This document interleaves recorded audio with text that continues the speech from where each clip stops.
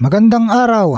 Junto Nakatani at Janriel Casimero isinusulong sa Japan. Magandang test daw para kay Nakatani sa alas. Isang buwan nang nakalipas mula nang muling magsimulang mag-ensayo ang dating 3 Division World Champion na si Junto Nakatani matapos sumailalim sa operasyon dahil sa nabasag na orbital bone mula sa marahas nilang bakbakan ng Japanese monster na sina Oya Inoue. Handa na muli ang Japanese fighter na bumalik sa lona. Kasabay ng kanyang pagbabalik ensayo, mainit ngayong pinag-uusapan sa Japan media ang posibleng pagsagupa niya sa pambato ng Pilipinas na si Janriel Quadralas Casimero, isang sabong na itinuturing ng marami bilang pinakamagandang pagsubok para sa Japanese star na si Junto Nakatani. Subok na kakayahan ni Casimero, bakit mainit ang tambalan ni Nakatani at Casimero? Ayon sa ilang Japanese sports journalist, si Casimero ang perpektong kalaban upang subukin ng tibay, reflexes at tunay na estado ni Nakatani sa kanyang comeback fight. Sa kabila ng napakaraming contender sa Super Bantamweight Division,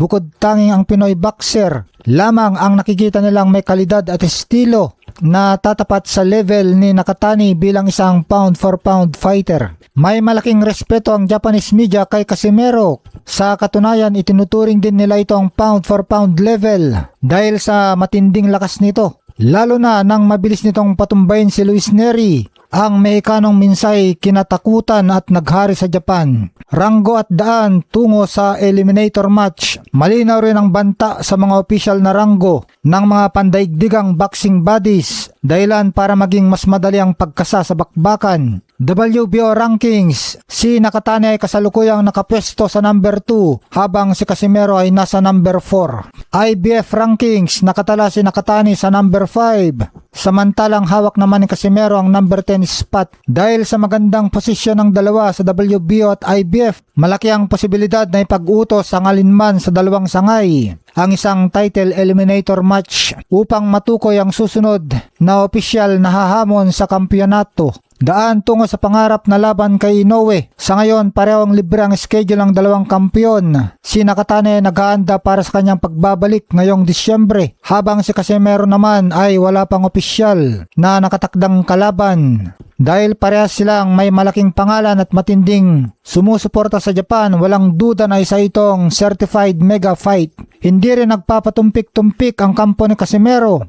Hayagan nilang ipinahayag ang kagustuhang makasagupa si Nakatani dahil naniniwala silang ang pagtalo sa Japanese fighter ang pinakamabilis na susi upang makuha ang pangarap nilang mega fight laban kay Naoya Inoue sa hinaharap. Magandang araw. Ayon kay Junto Nakatani, na gagamitin niya na fuel o motibasyon ang kanyang pagkatalo sa 12 rounds decision laban kay Naoya Inoue noong May 2 para sa kanyang mga susunod na mga laban. Layunin ni Nakatani na maging isang 4-weight world champion sa pamamagitan ng pagkuha ng titulo sa junior featherweight division. Inihayag ni Nakatani na naging masaya at mahalagang karanas ang laban niya kay Inoue, kung saan marami silang naging sablay na suntok dahil sa husay ng bawat isa. Nagtamo siya ng fracture sa kanyang kaliwang orbital bone noong ika-11 round dahil sa uppercut ni Inoue, at kasalukuyan pang nagpapagaling itong si Nakatani matapos ang matagumpay na operasyon. Bukas si Nakatani sa isang rematch kay Inoue kung may demand ng publiko. Bukod kay Inoue, interesado rin siyang makaharap sa hinaharap ang kapwa 3 Division champion na si Jesse Bam Rodriguez. Pwede bang maglaban sina Nakatani at Casimero? Oo, posible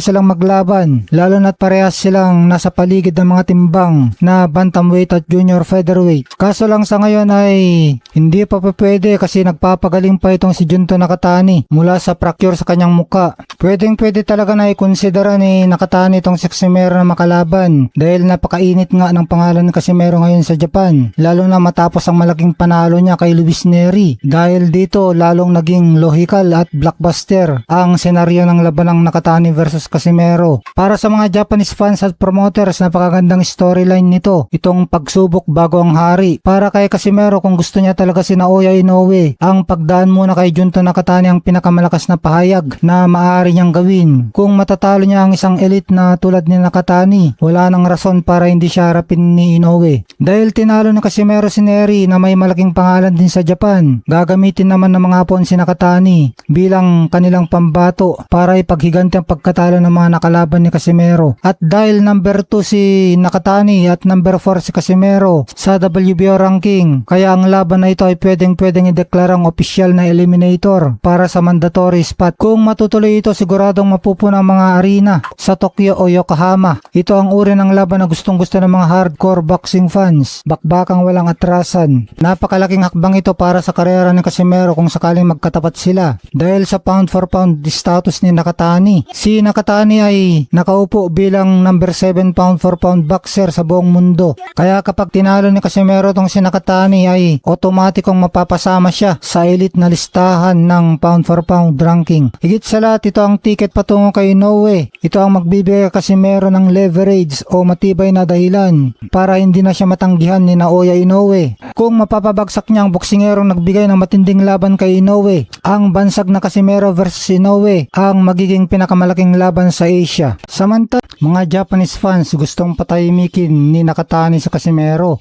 Madami-dami din mga Japanese fans na mga solid fans ni Inoue sa social media ay naiinis sa ating angas ng Pinas na si General Casimero dahil sa walang tigil na patutsada ng ating pambato kay Japanese monster Naoya Inoue matapos ang kanyang impresibong panalo kung saan 6 na beses niyang pinabagsak si Luis Neri at ninockout sa round 4. Sinasabi ng mga solid fans ni Inoue sa social media na hindi daw karapat-dapat tong si Casimero na makasagupa ang kanilang idolo dahil daw natalo lang itong si Casimero sa isang mahinang fighter na kagaya ni Kyonosuke Kameda at mas gusto nila na itapat ang isa pa nilang pambato na Japanese superstar din na si Junto Nakatani kay General Casimero at ito daw si Junto Nakatani ang magpapatahimik na sa ating pambato. Naririndi na daw kasi itong mga solid fans ni Inoue sa pag-iingay at pag-aamon ni Casimero kay Inoue. Tingin nitong mga solid fans ni Inoue na kay Junto Nakatani pa lang ay hindi na uubra si Casimero. Ayaw daw nilang paglabanin si Casimero at Inoue kasi ayaw daw nilang magkaroon ng pagkakataon na kumita ng limpak-limpak na salapi si Casimero kapag nangyari ang laban nilang dalawa. Kaya gusto nilang ipatrabaho kay Nakatani si Casimero. Sa panig naman ni Casimero ay gusto din naman nilang kalabanin tong si Junto Nakatani sa dahilan na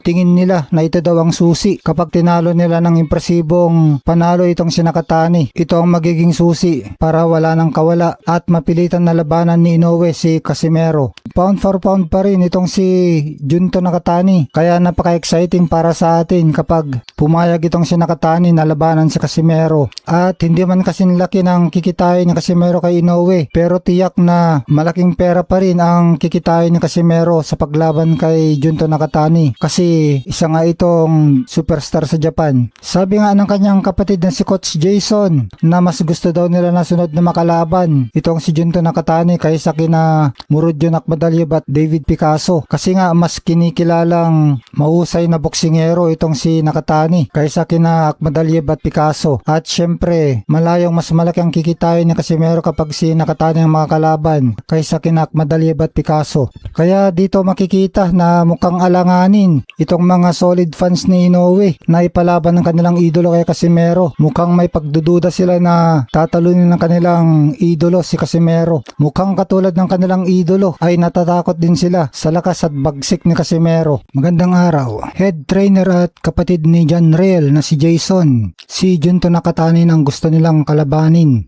Ayaw na daw nila kay Murodyo Nakmadalyev o Alan Picasso.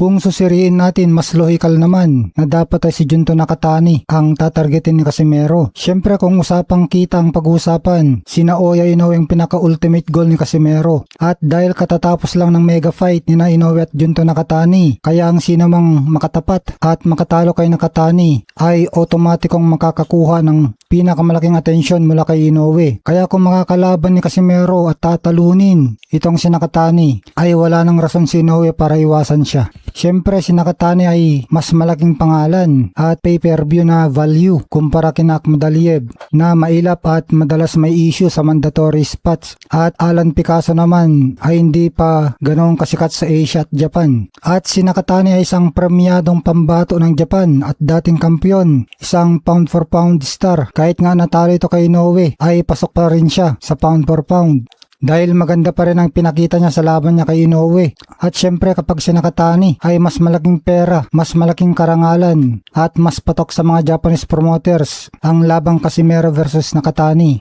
At dahil sariwa pa si Casimero sa kanyang kahanghangang tagumpay kung saan literal niyang pinadapa at pinatigil si Luis Neri, mataas ngayon ang kumpiyansa niya at ng kanyang kampo na kaya nilang sagupayan ng mga elite ng Japan. Pakiramdam nga ng marami, sayang ang momentum kung katulad lang ni Picasso o Ahmad Aliyev makikipagsapalaran sa Cuadralas. Sa madaling salita, ang laban kay Nakatani ang pinakamabilis na shortcut para mapilitan si Naoya Inoue na harapin si Casimero sa loob ng lona. Sa tingin mo kung sakaling matuloy ang Casimero versus Nakatani, kaya-kayang patulugin ni Cuadralas ang pambato ng Hapon? Samantala, kinilala ng ESPN sa Casimero na pampitong pinakamahusay sa featherweight sa mundo para sa buwan ng Hunyo matapos ang kanyang impresibong panalo laban kay Luis Neri. Ito ang listahan ng ESPN Featherweight Rankings. Number 1, Rafael Espinosa, WBO champion. Record niya 28 wins, 0 loss. 24 win by knockout. Number 2 si Bruce Carrington. Siya naman ang WBC champion. Ang record niya 17 wins, 0 loss. 10 win by a knockout. Pangatlo si Brandon Figueroa, siya naman ang WBA champion. Ang record niya 27 wins, 2 losses, 1 draw, 20 wins by knockout. Pang-apat si Nick Ball, record niya 23 wins, 1 loss, 1 draw, 13 wins by knockout. Pang-lima si Murodjan Akhmadaliev, record niya 15 wins, 2 losses, 12 wins by knockout. Pang-anim si Luis Alberto Lopez, record niya 32 wins, 3 losses, 18 wins by knockout. At ito na nga, pampito, ang ating pambato Cuadralas, angas ng Pinas, General Casimero. Ang kanyang record 36 wins, 5 losses, 1 draw, 25 wins by knockout. Pangwalo si Mirko Cuello, record niya 16 wins, 0 loss, 13 wins by knockout. At ang pangsyam si Luis Neri, record niya 37 wins, 3 losses, 28 wins by knockout. At ang pangsampu si Rais Alim, record niya 23 wins, 1 loss at 12 knockout. Maganda itong recognition ng ESPN sa kahusayan ni General Cuadralas Casimero dahil nagbukas ito ng pinto para makakuha siya ng big fights dahil ang ESPN ay isa sa pinakarespetadong sports network sa boxing. Kaya ang makapasok siya sa top 10 ng ESPN ay magbibigay sa kanya ng lehitimong karapatan na hamunin ng mga kampiyon sa 126 pounds gaya ni na Rafael Espinosa, WBO champion, Bruce Carrington, WBC champion, at Brandon Figueroa, WBA champion. Kaya dahil dito, pinapatunayan na itinuturing pa rin siya na isa sa pinakamapanganib na boksingero sa mundo ngayon. Ito naman ngayon ang dilema, super bantamweight ba o featherweight para kay Casimero. Kapanapanabik na sitwasyon ito para sa kampo ni Casimero dahil kung mananatili sa featherweight ay mas suwabe ang kanyang magiging ensayo dahil hindi na niya kailangang patuyuin ng gusto ang kanyang katawan na madalas niyang nagiging problema noon sa weigh-in. At kung bababa naman siya sa super bantamweight para kay Junto Nakatani o Naoya Inoue, kung seryoso pa rin siyang habulin ng mga dambuhalang laban sa Japan, syempre napakalalaking premyo ang makukuha niya dito ay kakailanganin niyang patunayan na kaya pa niyang makuha ang timbang ng ligtas. Mukhang mas lumawak ang pagpipilian ni Cuadralas. Sa tingin mo ba mas epektibo at mapanganib si Casimero ngayong formal na siyang kinikilala bilang lehitimong pwersa sa featherweight?